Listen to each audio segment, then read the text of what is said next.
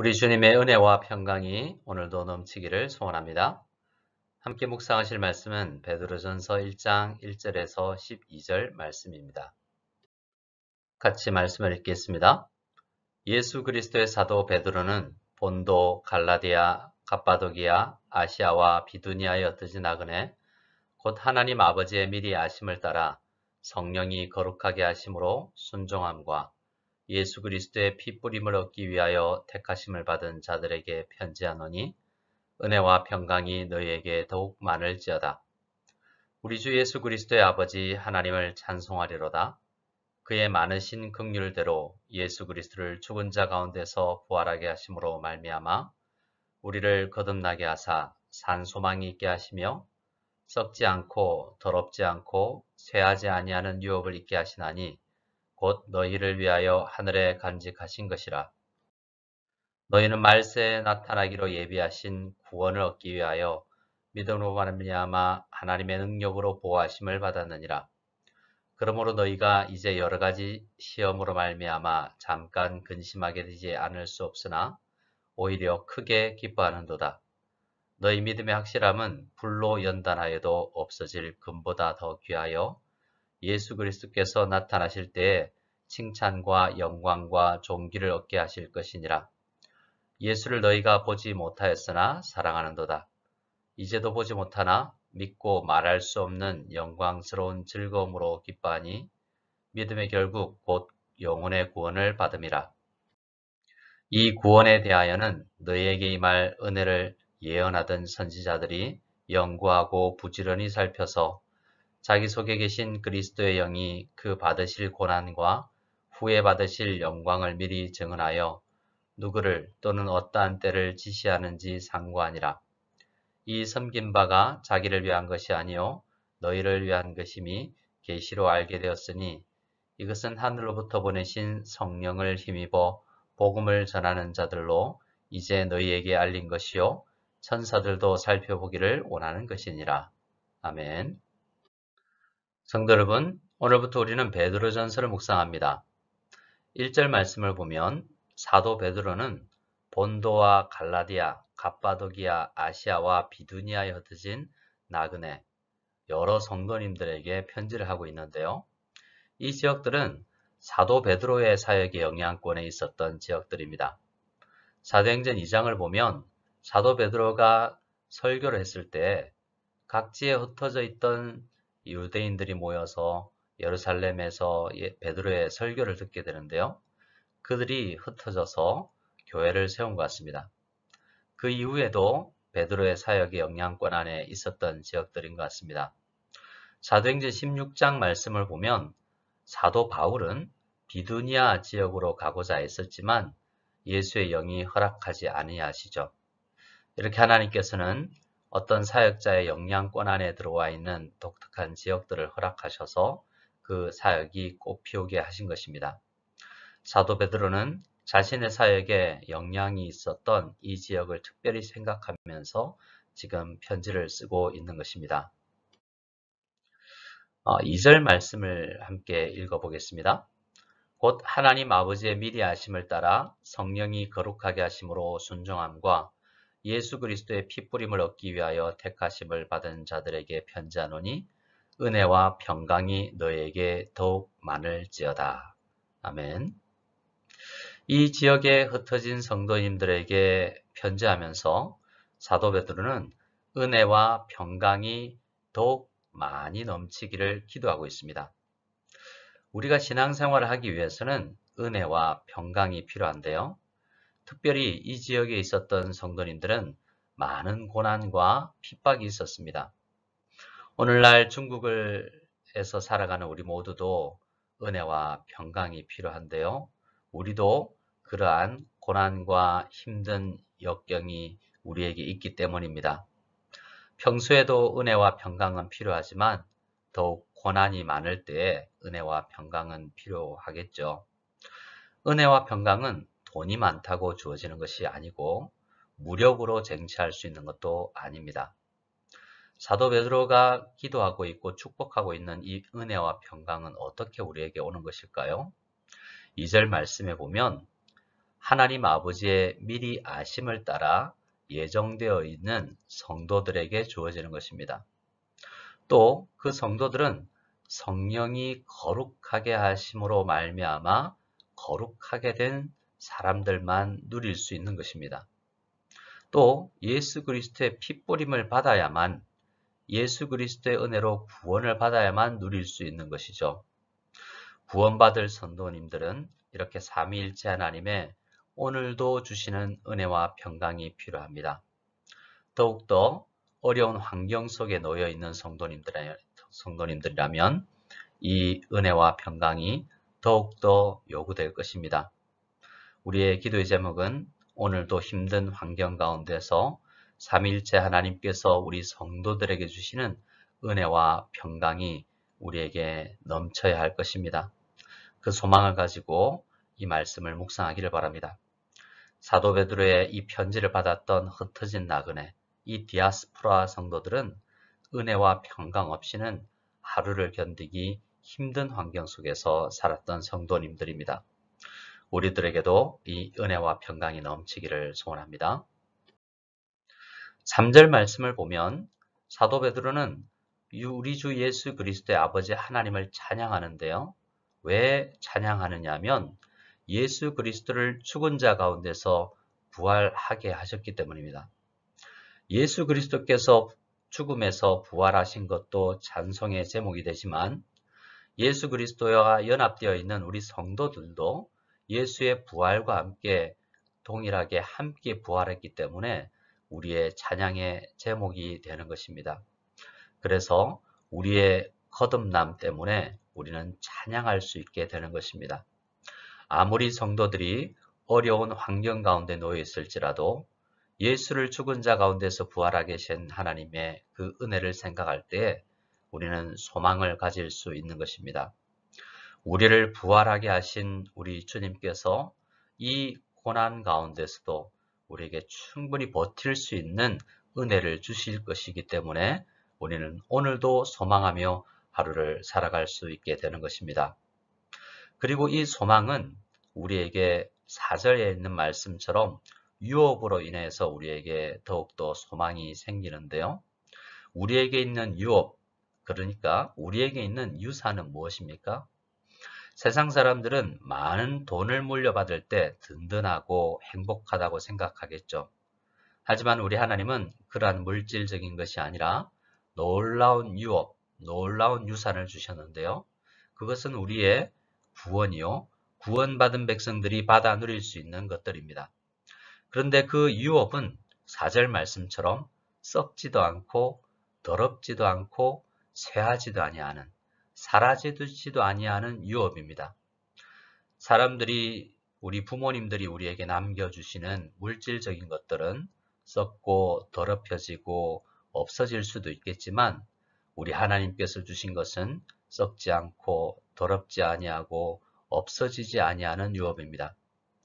이스라엘 백성들이 구약 시대에 받았던 가나안 땅이라는 유업도 더럽혀질 수 있었던 것이지만 우리 하나님께서 우리에게 주신 이 유업은 하늘에 간직된 것이어서 이 땅에 있는 것과는 비교할 수 없는 것이어서 우리는 더욱더 이 산소망으로 오늘 하루를 살아갈 수 있게 되는 것입니다. 우리 주님께서는 우리 성도님들에게 이러한 유업을, 구원받은 자들이 누릴 수 있는 놀라운 유업을 간직하고 계십니다. 이 유업은 오늘 우리도 누릴 수 있는 것이고요. 그리고 천국에서 영원히 누리게 되는 것입니다. 5절 말씀을 보면 우리가 가진 이 놀라운 유업과 놀라운 이 소망은 말세에 더욱더 분명하게 확신하게 될 것입니다. 그래서 5절 말씀에 너희는 말세에 나타내기로 예비하신 구원이라고 말하고 있습니다. 지금도 우리는 구원을 누리고 있지만 말세가 되면 세상 끝에 더욱더 이 구원이 확실해질 것입니다. 오늘 베드로전서 5절과 7절과 13절에 보면 이 마지막 때를 여러 번 이야기하고 있습니다. 7절 말씀에 보면 예수 그리스도께서 나타나실 때에 라고 이야기하고 있죠. 13절에서도 마찬가지입니다. 예수 그리스도께서 나타나실 때에, 다른 말로 말세에 우리의 구원은 더욱더 분명하게 확인될 것입니다. 오늘 이 힘겨운 하루를 살아가는 속에서도 우리는 소망할 수 있고 구원을 확신할 수 있죠. 하지만 이 구원은 날이 갈면 갈수록 더욱더 분명해질 것이고 말세에는 누구도 빼앗아갈 수 없는 이 구원이 분명하게 확인될 것입니다. 성도님들, 사도 베드로는 이 성도님들에게 환난 가운데서도 소망으로 인하여서 기뻐할 수 있다라고 이야기하고 있습니다. 우리 성도들은 이 땅을 살아가면서 환난 가운데서도 기뻐할 수 있는 비결을 배우는 게 중요하겠죠. 그 비결 몇 가지가 베드로전서에서 소개되고 있습니다. 우리 6절 말씀을 같이 읽어보겠습니다. 그러므로 너희가 이제 여러 가지 시험으로 말미암아 잠깐 근심하게 되지 않을 수 없으나 오히려 크게 기뻐하는도다. 아멘. 오늘 베드로는 여러 가지 시험으로 말미암아 지금 잠깐 근심할 수 있다라고 이야기합니다. 하지만 그 근심은 잠깐입니다. 그러나 우리가 가질 수 있는 소망은 영원한 것이다 라고 이야기합니다. 그래서 성경은 잠깐 고난을 받을 수는 있지만 우리의 영원한 소망은 그와 비교할 수 없는 것이어서 우리가 지금 현재 환난 가운데 있지만 그래도 이 소망을 생각하여서 이 영원한 소망을 생각하여서 오늘도 기뻐할 수 있다라고 비결의 그 이유를 말씀하고 있습니다. 두 번째로 환난 가운데서 소망할 수 있는 이유는요. 앞서 말씀드린 것처럼 미래의 영광의 크기 때문에 그렇습니다. 우리가 잠깐 여러 가지 시험으로 오늘 시험을 받고 어려워할 수 있지만 이것이 첫 번째 이유로서는 잠깐이라는 것을 생각했다면 두 번째는 우리가 누리게 될 이 영광이 너무나 큰 것이라는 것입니다. 그래서 우리는 기뻐할 수 있습니다. 세 번째 소망의 이유라고 한다면 우리가 가진 믿음 때문입니다. 믿음은 고난과 역경으로 말미암아 없어지는 것이 아니라 고난과 역경을 통해서 오히려 강하게 연단되기 때문에 그렇습니다. 우리 7절 말씀을 같이 보겠습니다. 너희 믿음의 확실함은 불로 연단하여도 없어질 금보다 더 귀하여 예수 그리스도께서 나타나실 때 칭찬과 영광과 존귀를 얻게 할 것이니라. 아멘. 성경은 오늘 우리에게 고난이 오지만 그 고난이 우리에게 기쁨을 빼앗아갈 수 있는 것이 아니라 그 고난이 우리의 믿음을 더욱더 연단시키는 것이기 때문에 오히려 기뻐할 수 있다라고 이야기합니다. 그래서 많은 지역에서 성도님들이 신앙생활하고 있지만 오늘날 중국처럼 예배도 잘 드릴 수 없고 힘겨운 환경 가운데 놓여 있지만 거주하는 것 자체가 어려운 이 비자의 문제도 우리에게 있지만 그 고난 가운데서 주님의 은혜를 잘 묵상하고 견디어 나가면 우리의 믿음이 단련이 되는 것입니다. 이 믿음이 단련되면 단련될수록 우리는 더욱더 이 고난 가운데서도 소망을 가지게 되고 소망으로 인하여서 기쁨을 잃지 않을 뿐만 아니라 기쁨으로 넘치는 신앙생활을 할 수 있게 되는 것입니다. 성도 여러분, 오늘도 고난으로 인하여서 환난으로 인하여서 어렵고 힘겨운 하루를 보내고 계십니까? 우리의 믿음이 단련될 것입니다. 그리고 우리의 소망은 미래에 달려 있는데요. 그 미래에 이루어질 우리의 영광은 오늘날 우리가 앞당겨서 누릴 수 있는 것입니다.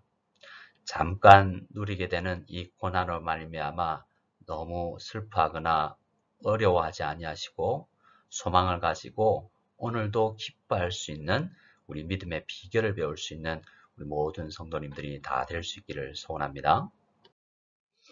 우리 8절 말씀을 같이 보겠습니다. 예수를 너희가 보지 못하였으나 사랑하는도다. 이제도 보지 못하나 믿고 말할 수 없는 영광스러운 즐거움으로 기뻐하니. 아멘. 사도 베드로는 베드로전서에서 자신이 직접 만나본 예수님에 대해서 많이 간증하지 않습니다. 오히려 구약 성경을 여러 차례 인용하면서 구약 성경, 즉 예언된 말씀이 성취가 되었는데 예수님으로 인하여서 모든 구약 성경 말씀이 성취되었다라는 이야기를 베드로는 할 것입니다. 이 서신을 받고 있는 성도들은 대부분 유대인들이 아니라 이방인들인데요. 구약 성경을 잘 모르는 사람들입니다. 하지만 베드로는 예수님을 믿었던, 만났던 그 간증을 하는 것이 아니라 오히려 구약 성경 하나하나를 인용하면서 성경 묵상을 통하여서 어떻게 우리가 믿은 예수님을 통하여서 이렇게 구약 성경이 성취되었는가를 설명하면서 오히려 신앙생활을 할 수 있도록 안내하고 있습니다. 믿음으로 구원받은 성도님들은 매일매일 구약 성경과 신약 성경 말씀을 묵상하면서 믿음이 성장해 나아가는 것입니다. 이 베드로서를 받고 있는 성도님들도 예수를 보지 못하였으나 베드로와 다른 성도들이 전하여 준 하나님의 말씀, 그 말씀을 의지하여 해석된 구약 성경 말씀으로 인하여서 더욱더 믿음이 성장해 나아가게 된 것입니다. 그들이 받은 그 복음의 메시지를 통하여서 그들은 영혼의 구원을 누릴 수 있습니다. 그뿐만 아니라 영혼의 구원을 받은 그들은 날마다 믿음의 성장을 이루어 나아갈 것입니다. 사도 베드로는 구원의 가치에 대해서 조금 더 묵상해 보기를 원합니다. 10절 말씀에 이 구원에 대하여는 너희에게 임할 은혜를 예언하던 선지자들이 연구하고 부지런히 살폈던 것이다 라고 이야기하고 있습니다. 구약 성도들이 구원을 예언했죠.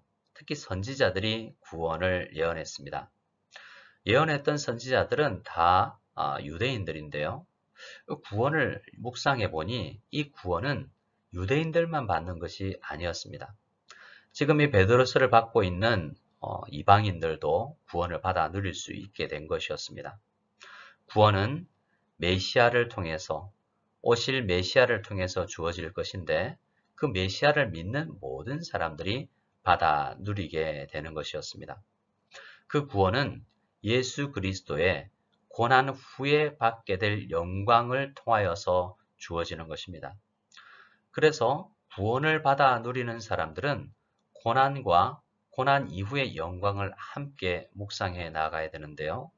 우리에게 주어진 이 구원이 그냥 고난만으로 주어진 것이 아니라 고난, 죽음을 이기신 예수 그리스도의 영광을 통해서 우리에게 주어진 것이었습니다.